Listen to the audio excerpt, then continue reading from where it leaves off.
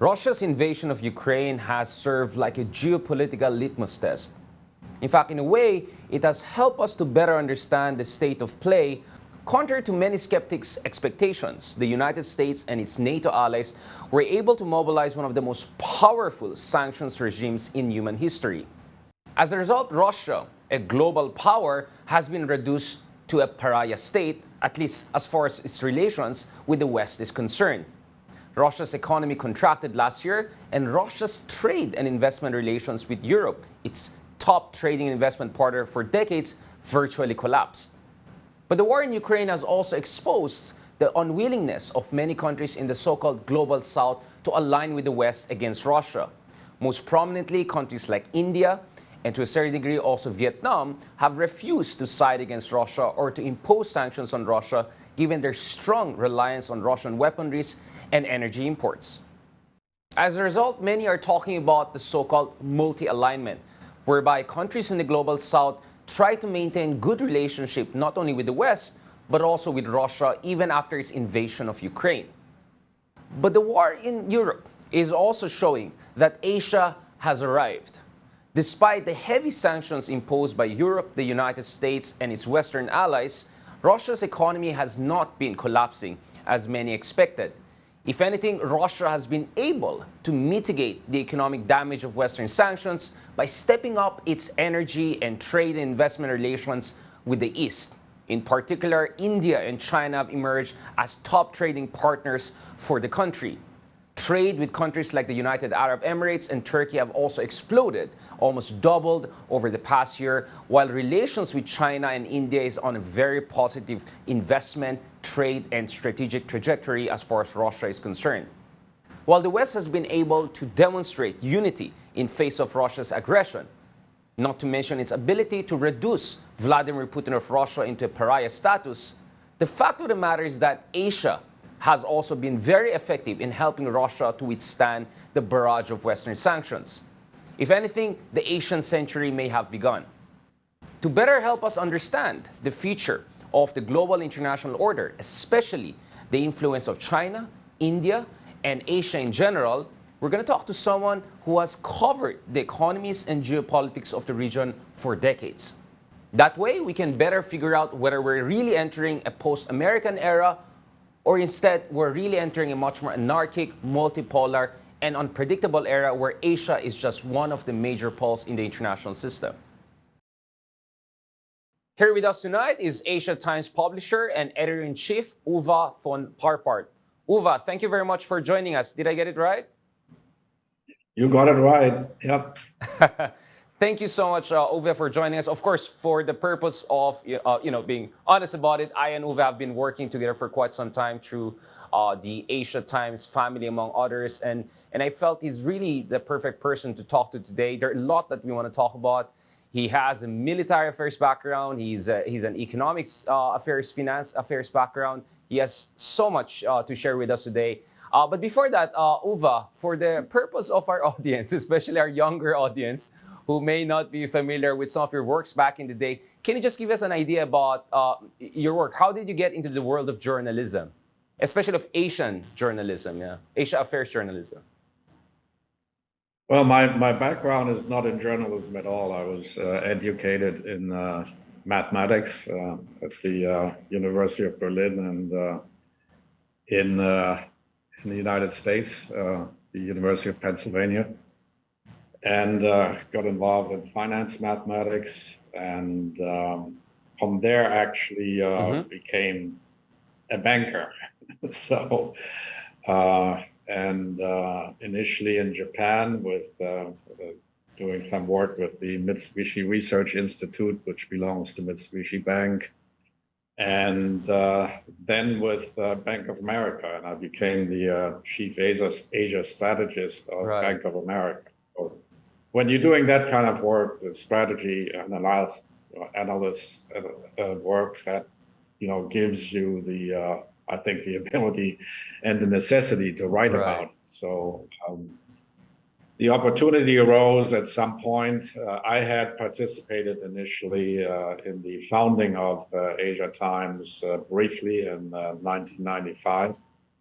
And then in 2015, I myself and a few of my colleagues in the banking business decided to buy Asia Times and to actually develop it on a larger scale. So that's what's been going on, and that's how I got into journalism. In 2015, we sold an investment bank in Hong Kong that I had been a partner in to Jack Ma, and that was the end of my banking career. And I'm still involved in some analytics on the banking side. Yeah. Thank you very much, Uwe, for providing us that background. So I think our audience now are pretty sure that when you're going to talk about a number of things we're going to discuss in the coming minutes, you know what you're talking about in short. Thank you for that, Uwe. Now, obviously, the conflict in Ukraine has somehow served like a geopolitical X-ray, right? It has shown fault lines within the West, or some would say solidarity among Western countries. It has also exposed the geopolitical leaning of many rising emerging powers, where we're talking about India, for instance, or countries like Vietnam in this part of the world. But it also, of course, showed also the power of Asia, and that may explain a lot about why Russia's economy has not crumbled as some of the Western analysts were expecting. But before going there, Uwe, can you explain to us what is your analysis of the trajectory of the war itself? I mean, this is where I want you to wear your military affairs experts hat. Later on, we can go to your kind of more Wall Street finance expert guy. What is your understanding of the conflict? Because some would say it has exposed the weaknesses of Russia, but also we see a lot of strategic learning by Russia. Some say that it also showed how resilient Ukraine is, but critics would say that maybe Ukraine is also overstretching itself. What's going on here from a military affairs? What are the trend lines and patterns we have seen over the past year since the conflict started? Well, I think initially the Russians expected to do a quick decapitation move, just moving down the highway from the border in Belarus and Ukraine into Kiev, and that didn't work.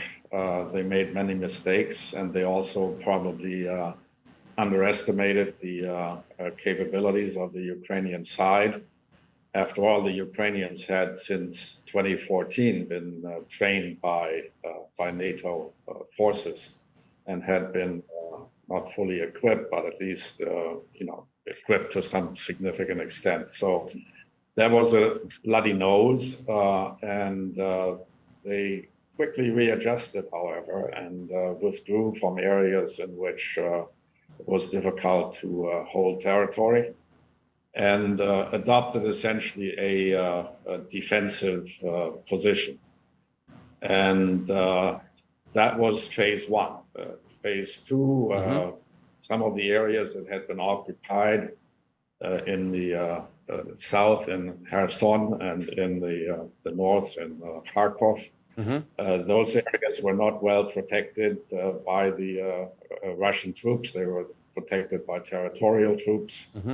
And with the, especially with NATO's satellite intelligence and real-time view of the battlefield, they were able to, the Ukrainians were able to identify various weak spots and moved in and essentially took over those areas in the what is called Oblast, right? The Kharkov Oblast and the Kherson Oblast last September to November. And that's, since then, it's been a World War I type of it's kind of attrition warfare. Yep, a kind of attrition warfare. But while we see a lot of attrition warfare, kind of a deadlock there, there's a lot of writings and discussion about, including on Asia Times, about the role of modern warfare, particularly the role of drones. I mean, we saw that in the Azerbaijan-Armenia conflict just the other year, how important drones could be, or at least that's the mainstream analysis of the issue. What is your take on this, Uwe, when it comes to the role of drones and more advanced 21st century technology? Are we seeing some clear lessons here, or the jury's still out? I don't think these drones are going to be a significant offensive or defensive weapon. They're good for reconnaissance. The way the Right. Russians are using drones right now, primarily, I mean, they're sending some drones with some payloads into Kiev or something like that, and that's. But if you compare that to bombardments, say in World War II or whatever, it's just minor nuisance. The actual main use is what the Russians are doing right now. They're using drones for close-up reconnaissance, and then they use it for targeting of military vehicles, whether it's tanks or APCs or concentrations of troops and so on and so forth. And that's been very successful. Actually, in the case of both sides, they've been using Right. drones effectively. Ove, just another question. One of the issues that was also raised by a lot of military analysts is this kind of multi-domain coordination. And there was a feeling that Russia was not very effective in making sure that it can get its air force, its land force, and to some degree even its naval forces, all of them coordinating properly together. And many would say that that is going to be the key to winning the wars of the 21st century. What is your analysis in terms of the structural, perhaps, weaknesses that we notice on the part of Russia? And do you think that there's strategic learning on their part, or tactical learning even? Are they trying to fix some of these problems that were exposed after the first phase really failed spectacularly? Well, look, nobody has fought a war of this kind, a conventional military engagement, in 50 years. Okay, the Americans have been going around the world fighting colonial type of wars, right? Expeditionary wars. For that sort of thing, you don't need coordination of significant sized forces, coordinations of different. If you want to fight in Afghanistan, you're not going to have anybody there who's going to shoot down your airplanes. You can do pretty much what you want, and you don't need much coordination. And that was true for the Russians in Afghanistan, and was true for the Americans in Afghanistan.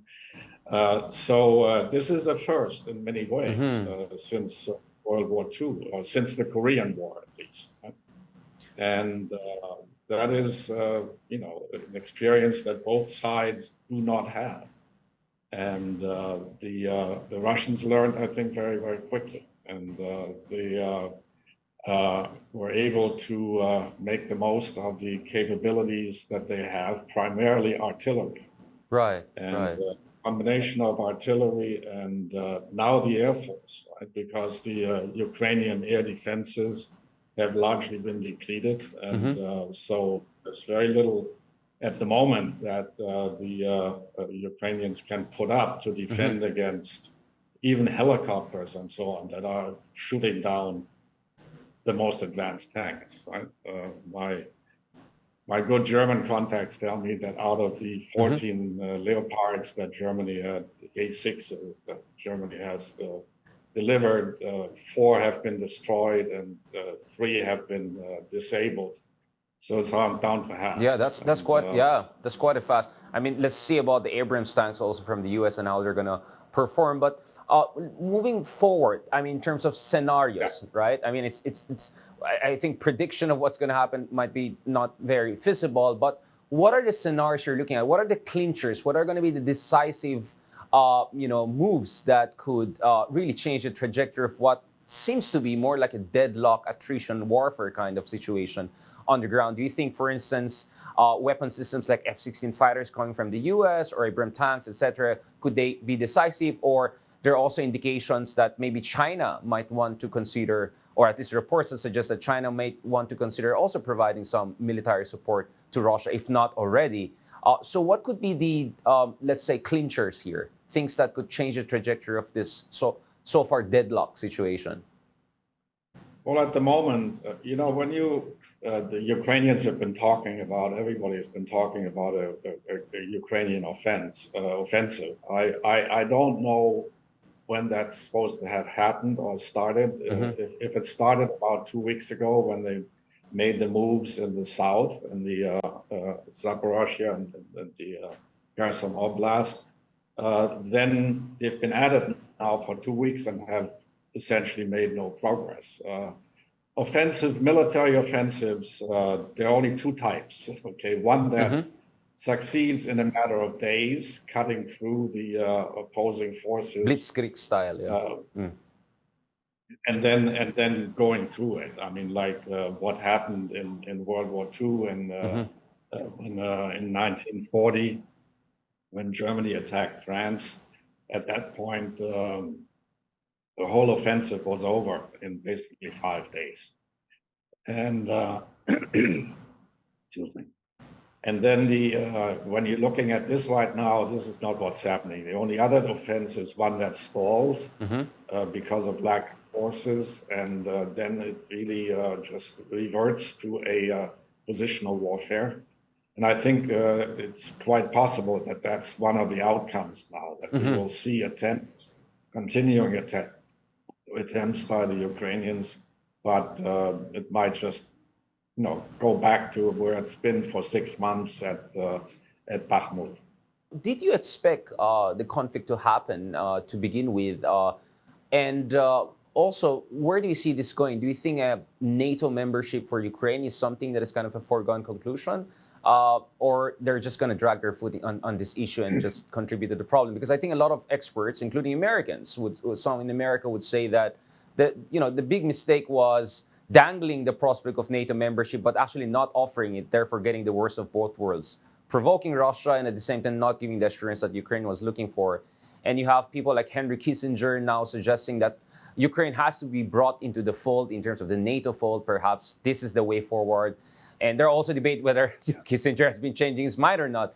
Where do you stand on these big questions about future of Europe, future of Russia, Ukraine, NATO kind of triangle dynamics? This was a horrifically unnecessary war.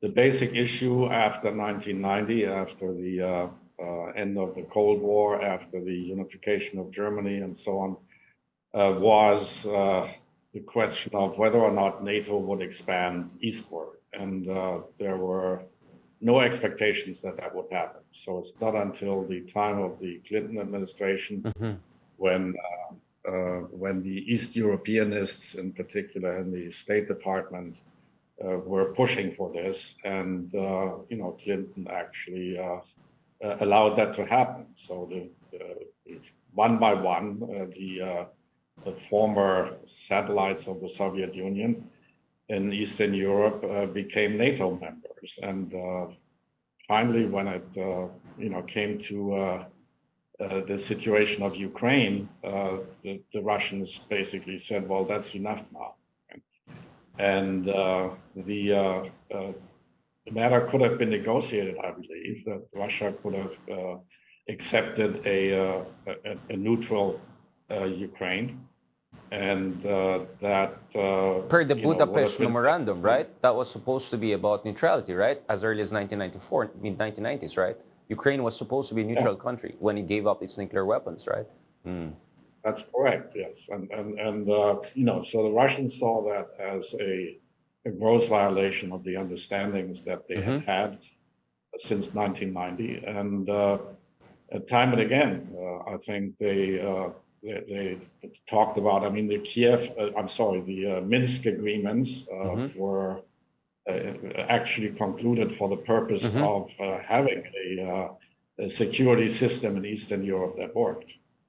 And, that did not come to pass, as the German Chancellor Angela Merkel recently said.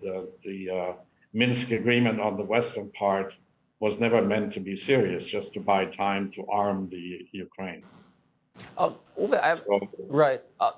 What about the analysis? We see this even from people who are critical of NATO, saying that as much as we can argue about how far Ukraine perhaps triggered the situation, what about the agency of Putin and the idea that this was an unnecessary war on the part of Putin, and perhaps he hugely miscalculated this conflict? Where do you see the role of Russia, and particularly Putin's calculus, when it comes to this horrific conflict? It always takes two to tango. Two to tango. Right? Yeah. Of course, Putin was, he had been seeing this going on since 1990, right? So finally, it came to a point that if Ukraine were to actually move into NATO at that point, then you have nuclear weapons on Russia's border. And that is something that even during the Cold War was the biggest issue, right? The deployment of the Pershing missiles by the United States in Germany, which shortened the flight time to destroy the Soviet Union's major cities from several hours, rather from 20, 30 minutes to 2 or 3 minutes. Those were, situations that needed to be dealt with.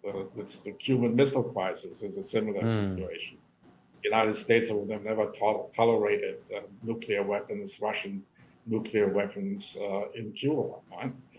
And those are so. Henry Kissinger recently, in this interview that you referred to, said Ukraine, yes, eventually should be admitted into NATO, yeah. But he said it for a very different reason. Yes, exactly. That's why, yeah. Very different reason, yeah. In order to control what Ukraine can and cannot do. Which obviously was seen controversial, but yeah. Well, that's not controversial. I mean, the point is that that's the reason why Germany was offered NATO membership in the 50s, okay?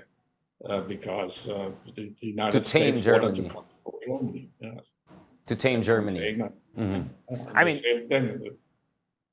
Are you from an operational standpoint, are you impressed with what the Ukrainian forces have shown? Because some would argue, I think even Kissinger would somehow imply that you're talking about the most powerful army, perhaps, in Europe as of today. I mean, no offense to Germany and those countries. I mean, this is the most battle-hardened, armed forces anywhere in Europe today, some would say, outside Russia, of course. Well, they're now both battle-hardened. And neither of them were battle-hardened before. Of course, and if you you have a situation where you're being delivered with the most modern state-of-the-art weapon possible, that's what's been happening. The United States alone has spent $50 billion. That's a sizable chunk of normal countries' GDP, right? In terms of just sending military equipment to Ukraine, and in turn, Russia has, sold a lot of oil to a lot of people to finance its own warfare. So there's nothing, I think, be preferred on either side. They're both now battle-hardened, and they're short. Yeah, you mentioned the issue of oil and economic relations here. I want to pivot to that because I think that's a perfect transition to where we want to bring this discussion. I remember sometime last year we were having a conversation about where Russia's economy is heading in light of the most punitive sanctions regime mobilized by the West, far worse than what they have been imposing on other countries like Iran, for instance, and also China so far. But you remain optimistic about the trajectory of Russian economy. And it looks like while Russia's economy contracted, and some are wondering what's going to be the long-term trajectory of Russian economy, the fact of the matter is that it did not collapse, and it's showing actually potential for rebound based on the IMF forecast for 2023. What is your read of that? Because some would say, based on the data, a lot of this is also showing the power of Asia. India, which is close to the West supposedly within the Quadrilateral Alliance, expressly said there's no way they're going to turn against Russia because Russia is an important, not only arms partner, but energy partner. And I think India was the number one importer of Russian oil earlier this year. China, obviously, their trade with Russia is projected to surpass $200 billion, way bigger than their trade with Australia, Vietnam, many countries. So many are saying this conflict is also showing the limits of the sanctions power of the West, and at the same time, the prowess of Asia. I mean, more than 3/4 of growth last year is really thanks to countries like India, China, and ASEAN countries. And if not for the imports from Russia by India and China, many are wondering if Russia could have withstood these sanctions from the West. What is your read on that? Do you think that this conflict also showed the Asian century has begun, or what is your perspective on this issue? The conflict showed that the time in which the United States could simply walk in somewhere and impose its will is gone. And so that's what it is. I mean, if you look at it, Mr. Biden stood up there in April of 2 months after the beginning of the Russian invasion, and said they're going to pay for that. We're going to destroy their economy. Literally said so, right? He stood in Warsaw and said that. And nothing of the sort has happened. So the actual attempts of bringing a large part of the world into the U.S. fold have miserably failed. If you look at right now, at this point, what this looks like, the governments representing 78% of the world population are either neutral or favor Russia.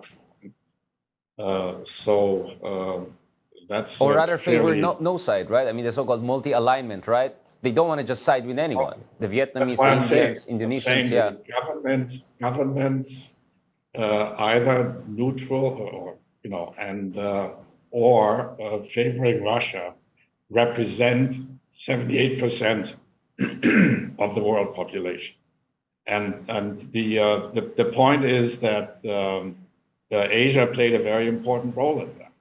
India declaring itself neutral, or pretty much other major Asian nations they declared themselves neutral.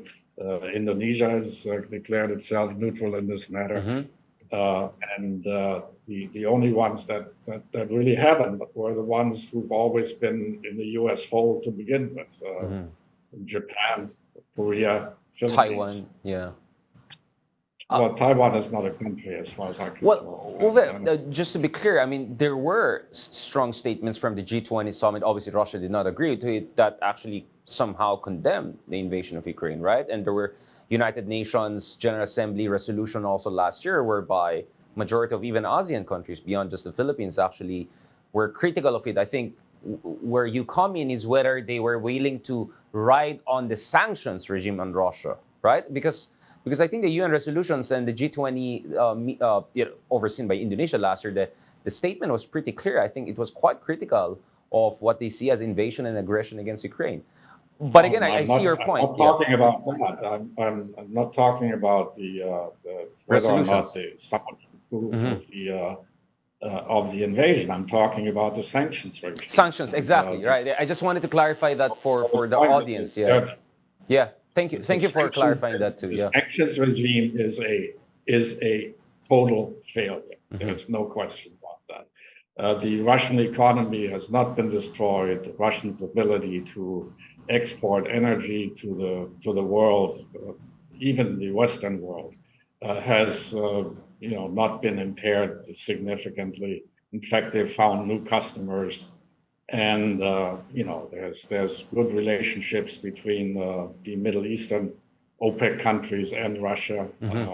There's no problem there. There's no problem between Russia and Turkey. So if you look at this from this standpoint, the ability, and I think this is one of the lasting effects of this whole thing, is that the assumption that economic coercion or sanctions can actually play a major role in these kind of situations, that might work against very small countries. It didn't even work with regard to Iran, right? So why should it work with regard to Russia?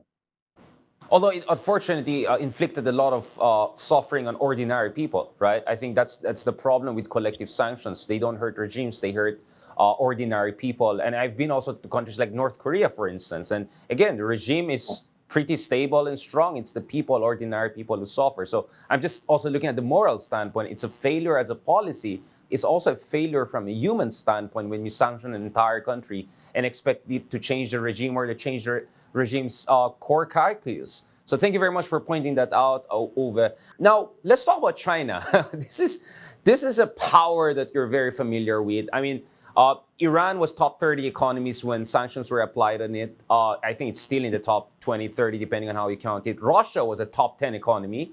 First time a top 10 economy was targeted. But China, by some estimates in PPP terms, is already the biggest economy. In nominal terms, it could become the biggest economy in the coming decades, if not within the coming decade. Although I know the China peak debate that is coming out right now.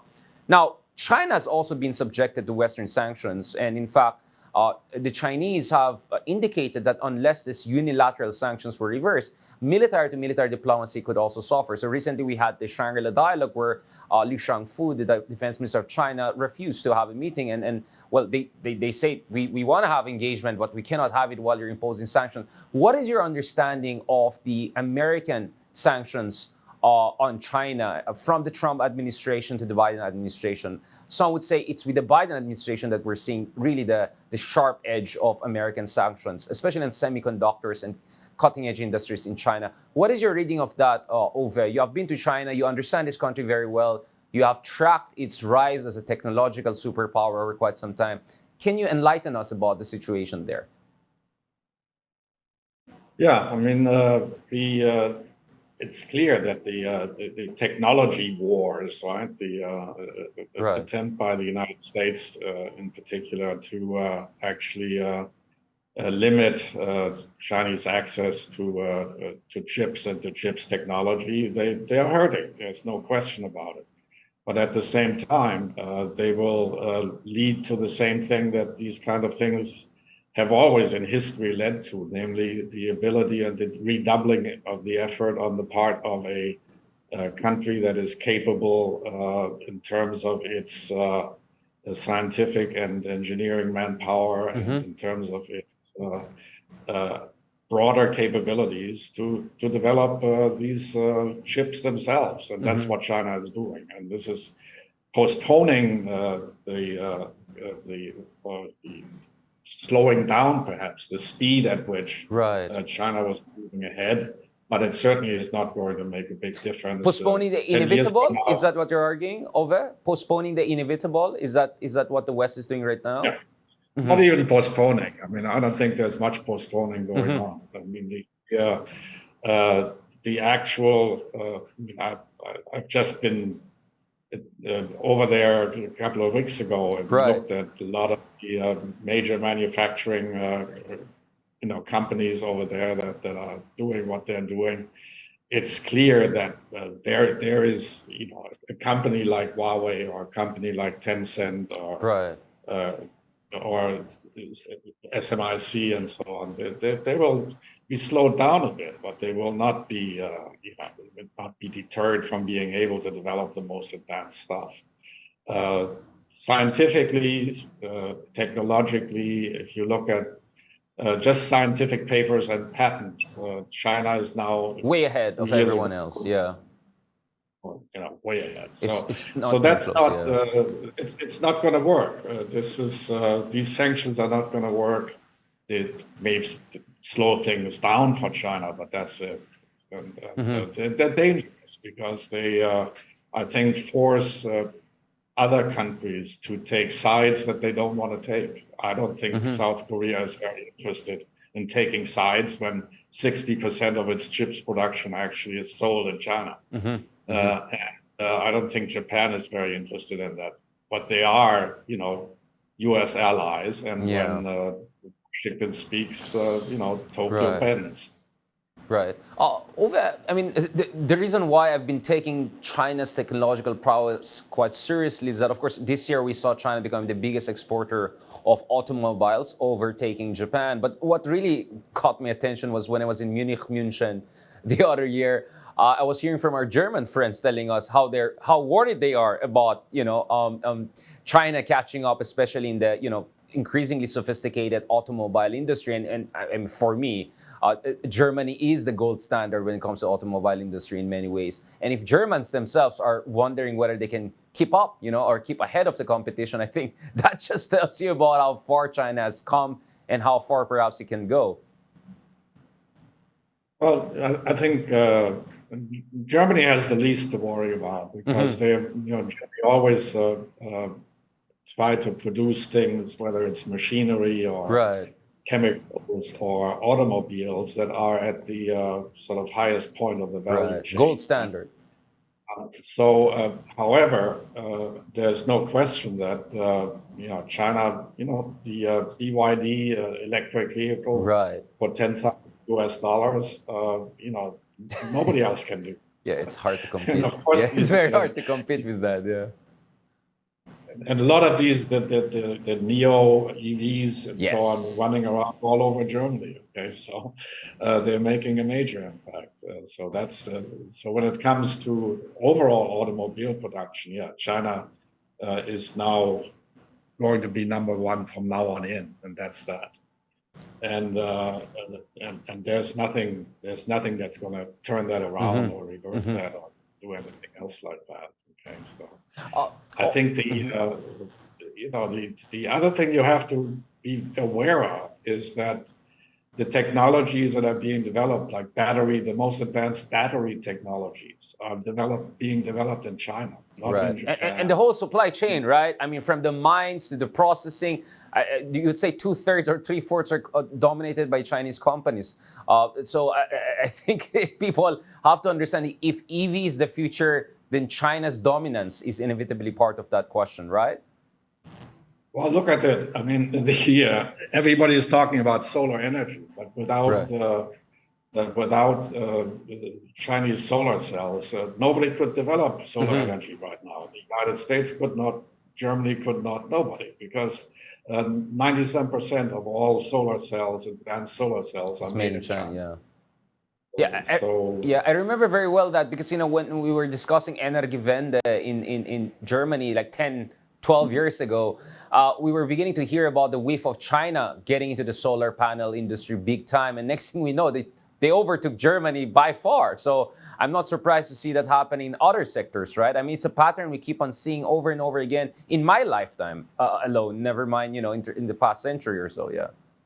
It's a perfectly fine thing to happen in a normal and rational world. Okay, it's in a world in which you have a declining power that is trying, as much as it can to hold on to its status as the superpower. If that's what happens, then you have a mess up in the world economy. Okay. But if you actually, it's perfectly fine for Germany, for example, to move into, more advanced energy fields like niche, more niche, fusion or something like that, and let China produce all the solar cells they want to. Why should anybody bother to do that if they don't have to? If they can do it more efficiently and cheaper and make it available for developing countries like the Philippines, for instance, right? So this is the question of political economic relations. This is it's not a question of technology or capabilities otherwise. That's the issue. I want to transition to another topic. I mean, I know there's so much we can discuss, and we hope to have you in future episodes. But I think this topic is very important, and this is China's role in the creation of new global financial architecture, right? We can deconstruct this. I mean, the BRICS currency, later this year, there's going to be a BRICS summit or discussion about inclusion of Iran, Saudi Arabia, Bangladesh, a number of rising emerging markets. There are a lot of discussions about China's renminbi increasingly becoming the currency of choice, especially if they make it fully convertible. And some would say they don't even need to make it fully convertible because of the new dynamics in international trade. Where do you stand on this issue? Is this a more hot air?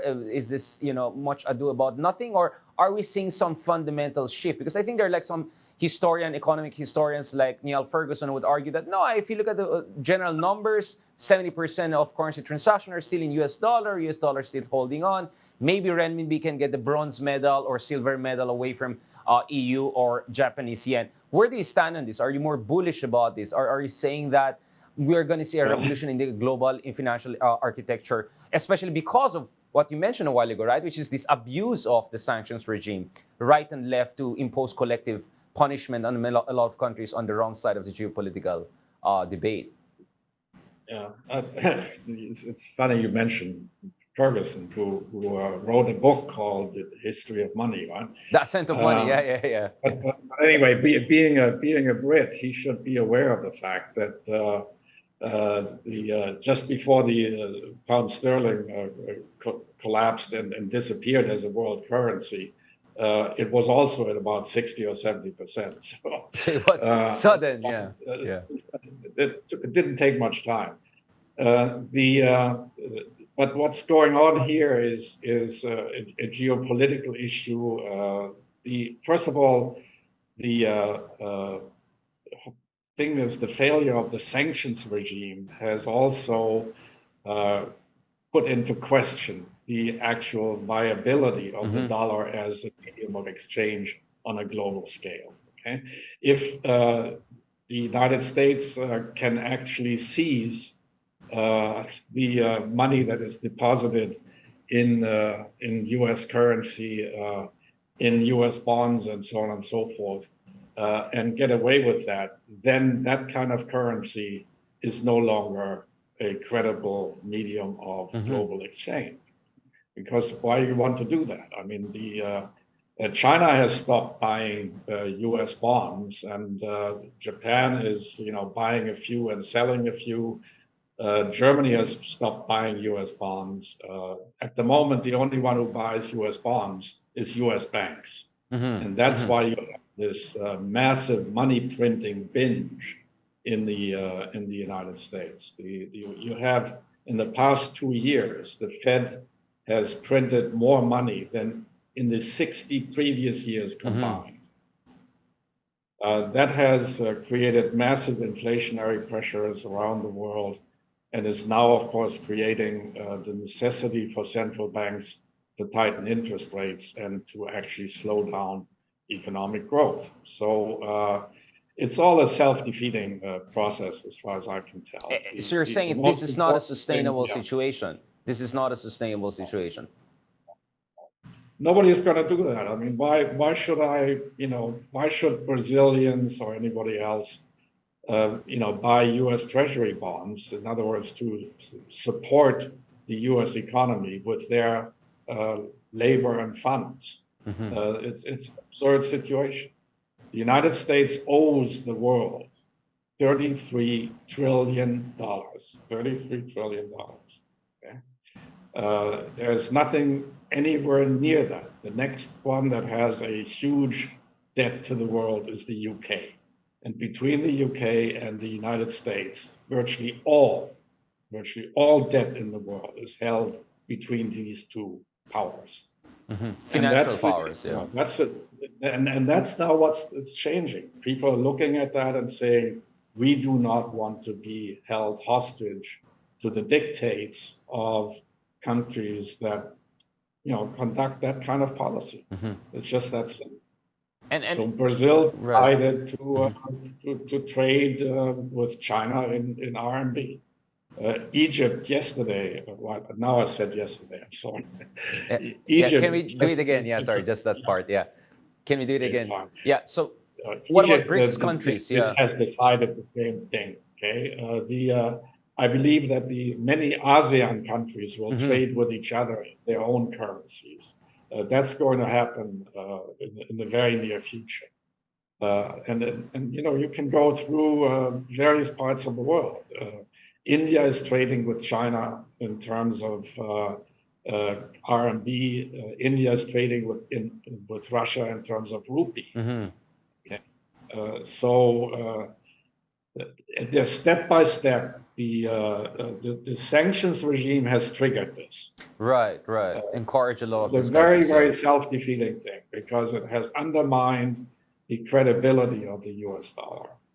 Now, is there a replacement for it right now? The answer is no. There is no replacement at the moment. That needs to be built. It needs to be China built, cannot replace that until it has a convertible currency. Fully convertible, yeah. China, nobody else can. China needs much deeper capital markets, especially bond markets, in order to be able to sustain a global reserve currency. So this is going to take time. This is not going to happen overnight. But the steps that the BRICS are taking in particular of being able to conduct trade in local currencies, that is a critically important step. And there will be a lot of countries signing on to that. Okay? That doesn't get rid of the reserve status. It does not create a new reserve currency. You need a new reserve currency. If China wanted to really be nasty and create a reserve currency quickly, it could simply tie the RMB to gold. But for that, they don't have enough gold reserves at the moment. I think even Neil Ferguson referred to the Hemingway kind of line of, slowly and then suddenly, right? So maybe slowly there'll be an erosion and then suddenly we realize we're in a different world. I mean, we're also seeing in material terms, right? There are all sorts of Silk Roads popping up. Not only the BRI, we see the North-South corridor, Russia, Caspian Sea, Iran, Chahar, India. We're seeing the East-West corridor the Indians are building on. So I think these are going to be physical manifestations of countries trying to diversify their trading regimes and their sources of trade.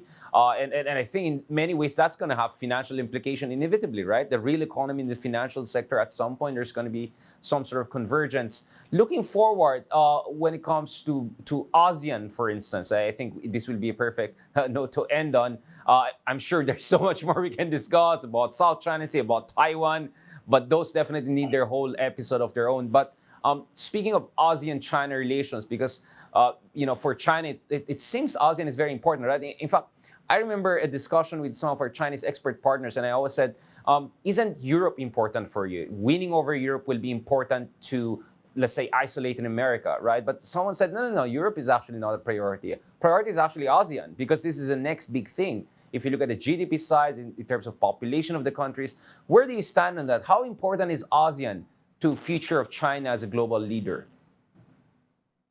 Well, ASEAN is, I think, made the right decision of becoming or defining itself as essentially neutral in the situation. And I think that's going to become even more clear, perhaps, let's see how the new government in Thailand comes into existence and what that means, and where we're going with Indonesia. But on the whole, I think there's a very strong current that wants to have ASEAN defined as neutral. Now, it is, in terms of population size, it's the same as the EU.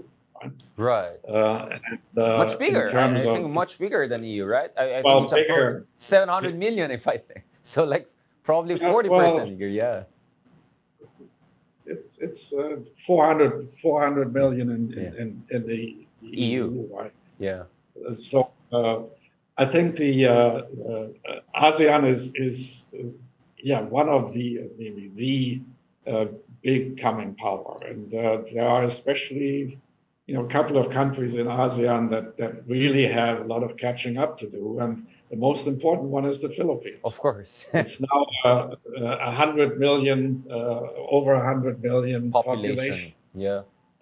It is a country that has enormous economic potential. This economic potential has simply, because of, generally, to my mind, reasons of governance, not been realized. Sure. And but if you think about it, we give you one just very simple figure. Sure, please go ahead. Thailand and the Philippines in the year 1980 had the same GDP per capita, right? $700 US.